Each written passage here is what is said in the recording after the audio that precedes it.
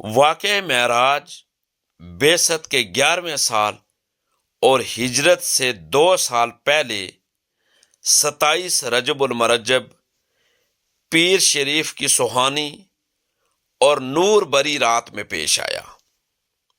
حضور تاجدار کائنات صلی اللہ علیہ وآلہ وسلم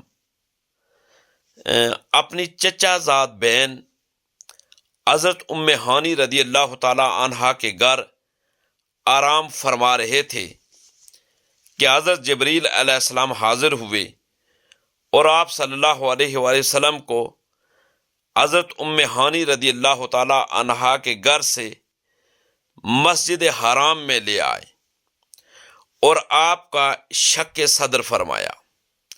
یہ دنیا کی پہلی اوپن ہارٹ سرجری تھی۔ حضرت جبریل علیہ السلام نے حضور تاجدار کائنات صلی اللہ علیہ وآلہ وسلم کے قلب اطہر کو آب زمزم سے غسل دیا اور پھر ایمان اور حکمت سے بھر کر واپس اس کی جگہ رکھ دیا۔ اس کے بعد آپ صلی اللہ علیہ وآلہ وسلم کی بارگاہ اقدس میں سواری کے لیے براق پیش کیا گیا۔ پھر سید عالم حضور تاجدار کائنات صلی اللہ علیہ وآلہ وسلم براق پر سوار ہوئے اور بیت المقدس کی طرف روانہ ہوئے۔ دوران سفر آپ صلی اللہ علیہ وآلہ وسلم نے 3 مقامات پر نماز ادا فرمائی۔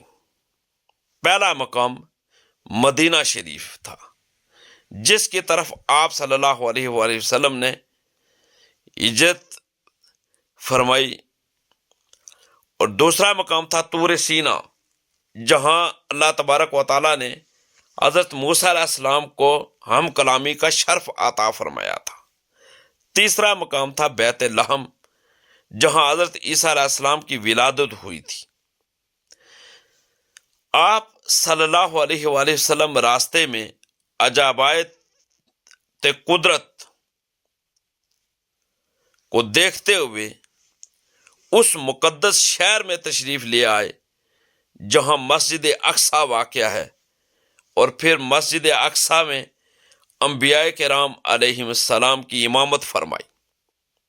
بیت المقدس کے معاملات سے فارغ ہونے کے بعد حضور تاجدار کائنات صلی اللہ علیہ وآلہ وسلم نے آسمان کی طرف سفر شروع فرمایا۔ پہلے آسمان پر حضرت آدم علیہ السلام سے ملاقات ہوئی۔ دوسرے آسمان پر آپ صلی اللہ علیہ وآلہ وسلم کی حضرت یحییٰ اور حضرت عیسیٰ علیہ السلام سے ملاقات ہوئی۔ تیسرے آسمان پر آپ صلی اللہ علیہ وآلہ وسلم کی حضرت یوسف علیہ السلام سے ملاقات ہوئی۔ چوتھے آسمان پر آپ صلی اللہ علیہ وآلہ وسلم کی حضرت ادریس علیہ السلام سے ملاقات ہوئی۔ پانچویں آسمان پر آپ صلی اللہ علیہ وآلہ وسلم کی حضرت ہارون علیہ السلام سے ملاقات ہوئی، اور چھٹے آسمان پر آپ صلی اللہ علیہ وآلہ وسلم کی حضرت موسیٰ علیہ السلام سے ملاقات ہوئی۔ ساتویں آسمان پر آپ کی ملاقات حضرت ابراہیم خلیل اللہ علیہ السلام سے ہوئی۔ ساتویں آسمان پر حضرت ابراہیم خلیل اللہ علیہ السلام سے ملاقات فرمانے کے بعد حضور تاجدار کائنات صلی اللہ علیہ وآلہ وسلم سدرۃ المنتہا کے پاس تشریف لائے۔ یہ ایک نورانی بیری کا درخت ہے جس کی جڑ چھٹے آسمان پر اور شاخیں 7ویں آسمان کے اوپر ہیں۔ جب حضور تاجدار کائنات صلی اللہ علیہ وآلہ وسلم سدرۃ المنتہا سے آگے بڑھے تو حضرت جبرائیل علیہ السلام وہیں ٹھہر گئے اور آگے جانے سے معذرت خواہ ہوئی۔ پھر آپ صلی اللہ علیہ وآلہ وسلم آگے بڑھے اور بلندی کی طرف سفر فرماتے ہوئے ایک مقام پر تشریف لائے جسے مستسوا کہا جاتا ہے۔ پھر مستسوا سے آگے بڑھے اور کہتے ہیں عرش آیا۔ آپ صلی اللہ علیہ وسلم اس سے بھی اوپر تشریف لائے اور پھر وہاں پہنچے جہاں خود کہاں اور کب بھی ختم ہو چکے تھے، کیونکہ یہ الفاظ جگہ اور زمانے کے لیے بولے جاتے ہیں، اور جہاں ہمارے پیارے آقا حضور تاجدار کائنات صلی اللہ علیہ وآلہ وسلم رونق افروز ہوئے، وہاں جگہ تھی نہ زمانہ، اسی وجہ سے اسے لا مکان کہا جاتا ہے۔ یہاں اللہ رب العزت نے اپنے پیارے محبوب حضور تاجدار کائنات صلی اللہ علیہ وآلہ وسلم کو وہ قرب خاص عطا فرمایا کہ نہ کسی کو ملا ہے نہ ملے گا۔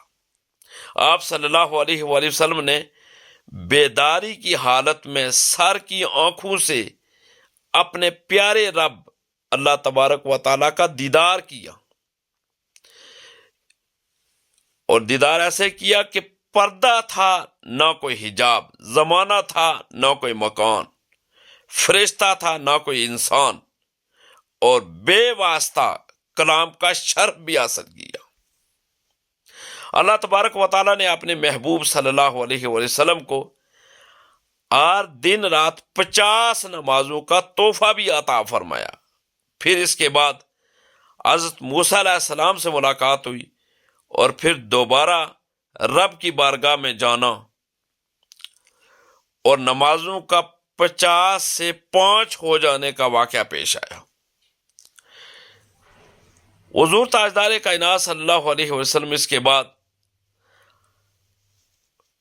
آپ کو جنت میں لے جایا گیا، اور آپ صلی اللہ علیہ وسلم نے جنت کی سیر فرمائی، اور اس میں وہ نعمتیں دیکھی جو اللہ تبارک و تعالیٰ نے اپنے نیک بندوں کے لیے تیار کر رکھی ہیں، جنہیں کسی آنکھ نے دیکھا، نہ کسی کان نے سنا، اور نہ کسی انسان کے دل میں اس کا خیال گزرا۔ جنت کی سیر کے بعد آپ صلی اللہ علیہ وآلہ وسلم کو جہنم کا معائنہ بھی کرایا گیا۔ وہ اس طرح کہ آپ صلی اللہ علیہ وآلہ وسلم جنت میں ہی موجود تھے، اور جہنم پر سے پردہ ہٹا دیا گیا، جس سے آپ صلی اللہ علیہ وآلہ وسلم نے اسے ملاحظہ فرما لیا۔ اس کے بعد واپسی کا سفر شروع ہوا۔ پیارے آقا حضور تاجدار کائنات صلی اللہ علیہ وآلہ وسلم نے یہ عظیم جو معجزہ تھا یہ آپ کو نصیب ہوا۔ یہ اللہ تبارک و تعالیٰ کی قدرت ہے کہ اس نے رات کے مختصر سے حصے میں اپنے پیارے محبوب علیہ السلام کو بیت المقدس اور پھر 7ویں آسمان نیز عرش و کرسی سے بھی اوپر لا مکان کی سیر کرائی۔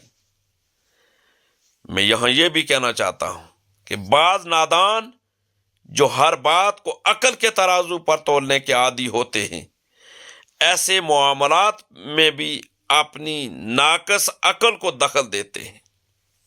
یاد رکھیے، اللہ تبارک و تعالیٰ قادر مطلق ہے، وہ ہر شے پر قادر ہے۔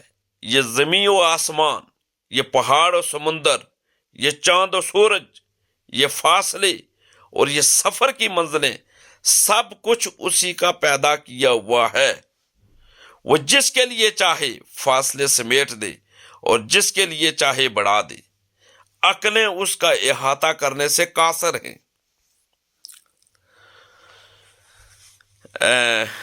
حضور تاجدار کائنات صلی اللہ علیہ وآلہ وسلم نے جب لوگوں کو واقع معراج کی خبر دی تو عقل پرست کفار اور مشرکین کی سمجھ میں یہ بات نہ آئی کہ کوئی شخص رات کے مختصر سے حصے میں بیت المقدس کی سیر کیسے کر سکتا ہے، جس کے نتیجے میں انہوں نے آپ صلی اللہ علیہ وآلہ وسلم کی تکذیب کی۔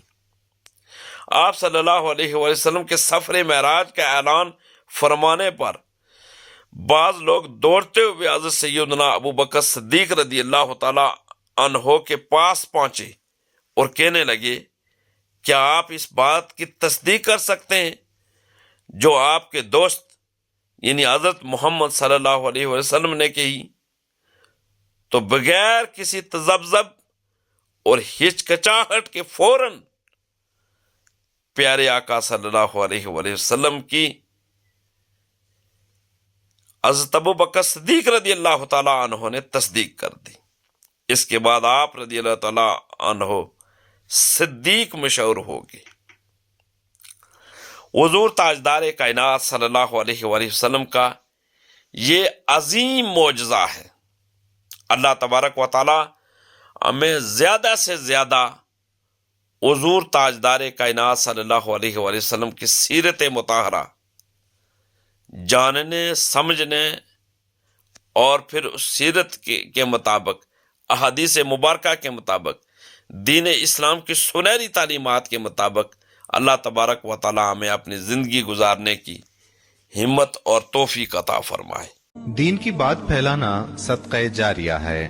ثواب کی نیت سے ویڈیو کو شیئر ضرور کیجیے۔ جزاک اللہ۔